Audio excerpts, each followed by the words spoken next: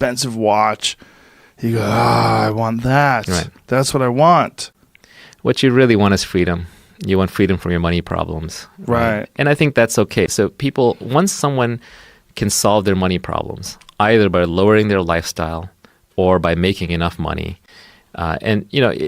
essentially what you want to get everybody to is retirement. But not retirement in the I'm 65 years old, sitting in a nursing home collecting a check retirement. Different definition. Retirement is when you stop sacrificing today for some imaginary tomorrow. Okay. Yes. When today is complete in and of itself, you're retired. Yeah. And so how do you get there? Well, one is you can have so much money saved up that just your passive income off of that without you having to lift a finger covers your burn rate. Keep your burn rate low, right? Mm-hmm. A second is you just drive your burn rate down to zero. You become a monk. A third is you're doing something you love. You enjoy it so much. It's not about the money. Right. So there are multiple ways to that path. But the most common is people just say, I need to make more money. And the kind of wealth creation that I talk about is about creating timeless principles and adapting yourself so that making money won't be an issue. And you can do it by doing what you love, right? Like we get into this model of I must work for other people, work my way up the ladder. I must do what that person is doing to make money. But really today in society, you get rewarded for creative work, for creating something brand new that society didn't even know yet that it wanted, that doesn't know how to get other than through you.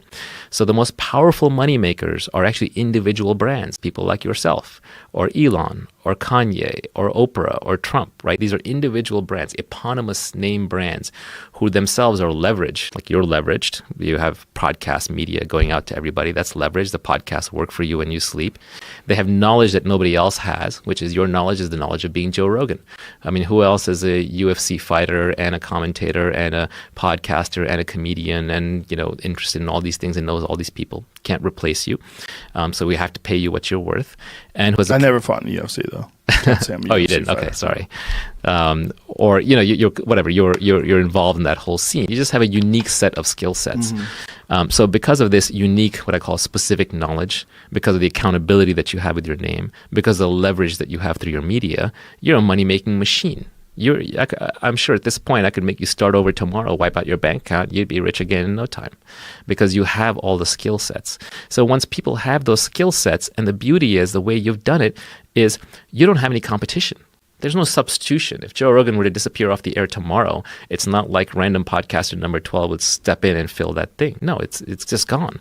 So the way to get out of that competition trap is actually to be authentic. The way to retire is actually to find the thing that you know how to do better than anybody. And you know how to do that better than anybody because you love to do it. No one can compete with you if you love to do it. Be authentic and then figure out how to map that to what society actually wants. Apply some leverage, put your name on it so you take the risks, but you gain the rewards. Have ownership and equity in what you do, and then just crank it out. I think people have to be very careful to not get trapped along the way with things that you can afford with your current lifestyle, like the way you're living and the way you're earning, but they're also imprisoning you in the fact that you are now going to have to work this 40-hour-a-week job in order to get this thing that you can afford, but now you're saddled down to this job. You're not saving. You're not putting things in a good place, and you're working for these things. Working for things as rewards is a real trap that a lot of people fall into. It's the biggest one. Nassim Taleb also says that there are two great addictions: heroin and a monthly salary. Right, and that's why you can't get rich renting out your time, because even when you start charging more and more for your time, it's a slow upgrade loop, and then you upgrade your house at the same time, you upgrade your car at the same time, you move in the neighborhood.